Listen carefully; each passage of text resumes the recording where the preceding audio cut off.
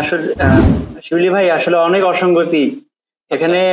নির্বাচন কমিশন গঠন হওয়ার পর অনেকদিন হয়েছে, ২ বার নির্বাচন স্থগিত হয়েছে, নির্বাচন কমিশন পুনর্গঠন হয়েছে। কিন্তু সংকট যে হচ্ছে, আপনাকে একটু ছোট্ট উদাহরণ দিলেই দেখতে পারবেন যে আমাদের সর্বশেষ যে ভোটার তালিকা, চূড়ান্ত ভোটার তালিকা প্রকাশ করা হয়েছে, সেই ভোটার তালিকায় অনেক অসঙ্গতি রয়েছে। মৃত শিক্ষার্থী, তারপর ভর্তি হয়ে চলে গেছেন ড্রপ আউট শিক্ষার্থী, তারা আছেন একই শিক্ষার্থী আহ, আরেক বিভাগে ভর্তি হয়েছেন, সেই জন্য ২ বিভাগেই তার নাম এসেছে। দীর্ঘদিন পর প্রকাশিত একটি ভোটার তালিকায় যদি এই ধরনের অসঙ্গতি থাকে, নির্বাচন তো অনেক কঠিন বিষয়। সেখানে আসলে সাধারণভাবেই ধারণা করা যায় যে এই নির্বাচনে নির্বাচন কমিশনের যে ক্লারিক্যাল সীমাবদ্ধতা, সেটি স্পষ্ট।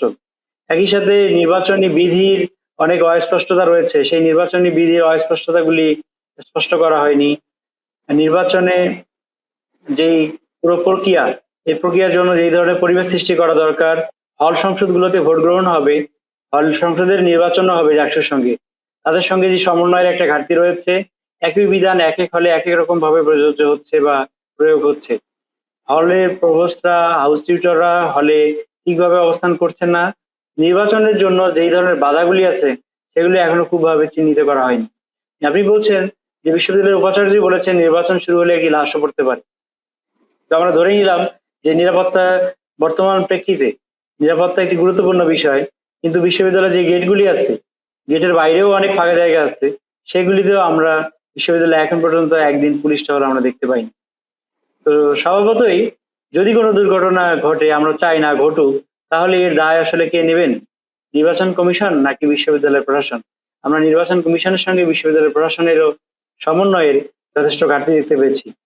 সুষ্ঠু নির্বাচন রাজনৈতিকভাবে দেখতে পেলে হয়তো সেটি একটি সুষ্ঠু নির্বাচনের আশা আমরা করতে পারি, কিন্তু এখন পর্যন্ত যে বাস্তবতা, সেটিতে আমার মনে হয়েছে শুধু শিক্ষার্থীদের উচ্ছ্বাসটুকুই এই নির্বাচন সুষ্ঠু হওয়ার বা অংশগ্রহণমূলক হওয়ার জন্য একটি আশা। কিন্তু অন্যান্য যে সকল বিষয়ের সঙ্গে জড়িত, সেগুলি এখনো যথেষ্ট পরিমাণে আমরা বলতে পারবো যে আহ, কম রয়েছে। এগুলি বাড়ানোর জন্য দরকার। এবং একই সাথে আপনি দেখবেন যে নারী শিক্ষার্থীদের হলগুলোতে পর্যাপ্ত সংখ্যক প্রার্থী পাওয়া যায়নি। তো বিশ্ববিদ্যালয় প্রশাসন আসলে সেই ধরনের পরিবেশ সৃষ্টি করতে পেরেছে কিনা, সেটি একটি প্রশ্ন। একই সঙ্গে রাজনৈতিক যে সংগঠনগুলি আছে, ছাত্র সংগঠন, যারা দাবি করে থাকেন তারা শিক্ষার্থীদের প্রতিনিধি, তারাও আসলে শিক্ষার্থীদের উৎসাহিত করতে পেরেছেন কিনা, সেটিও একটি প্রশ্ন। একই সাথে আমি নিজের প্রতিও আসলে প্রশ্ন থেকে যায় যে আমরাও আসলে সঠিক দায়িত্ব পালন করতে পেরেছি।